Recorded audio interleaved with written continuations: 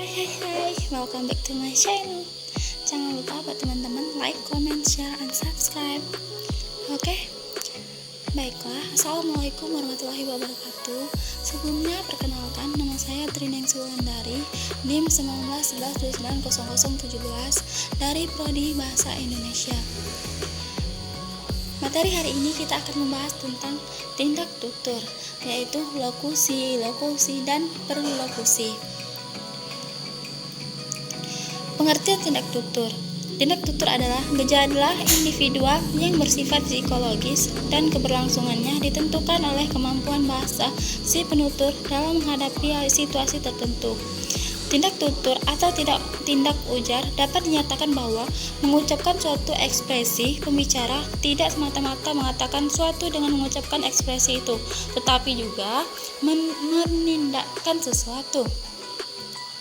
Pada penelitian ini akan dikaji 3 jenis tindak tutur, yaitu yang pertama, tindak tutur lokusi, yang kedua, tindak tutur ilokusi, dan yang ketiga, tindak tutur perlokusi. Pernyataan tersebut dikemukakan menurut Rustono 1993-35. Macam-macam tindak tutur. Yang pertama, tindak tutur lokusi.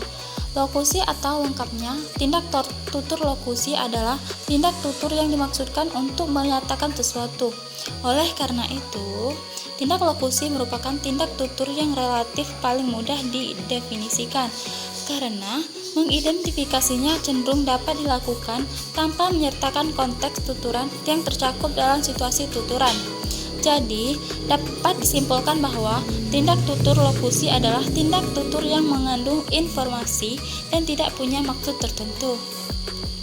Misalnya, hari ini Sevita sedang belajar membaca dan menulis.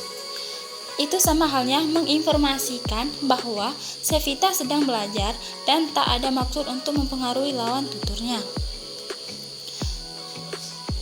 Kedua, tindak tutur ilokusi. Tindak tutur ilokusi adalah tindak tutur yang berfungsi untuk mengatakan atau menginformasikan sesuatu dan dipergunakan untuk melakukan sesuatu. Tindak ilokusi merupakan tindak tutur yang mengandung maksud dan berfungsi atau daya tuturan.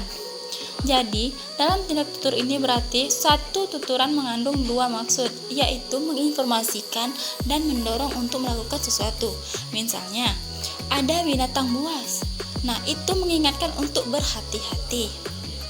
Ketiga, tindak tutur perlokusi. Tindak tutur perlokusi adalah tindak tutur yang mengujarnya dimaksudkan untuk mempengaruhi mitra tutur, sehingga mitra tutur dapat melakukan suatu tindakan atau memiliki efek dan daya pengaruh. Daya pengaruh atau efek tersebut dapat secara sengaja maupun tidak sengaja dituturkan oleh penuturnya. Jadi, dapat disimpulkan bahwa tindak tutur perlokusi adalah tindak tutur yang mempunyai maksud mempengaruhi seseorang untuk menggunakan sesuatu yang dituturkan sampai menghasilkan sebuah efek tertentu. Misal, karena adanya ucapan dokter kepada pasiennya, mungkin ibu menderita penyakit jantung koroner. Nah, maksudnya, maka si pasien akan panik dan sedih. Ucapan si dokter itu adalah tindak tutur perlokusi. Nah, mungkin itu saja yang dapat kita bahas mengenai tindak tutur. Kurang lebihnya saya mohon maaf, saya akhiri. Wassalamualaikum warahmatullahi wabarakatuh.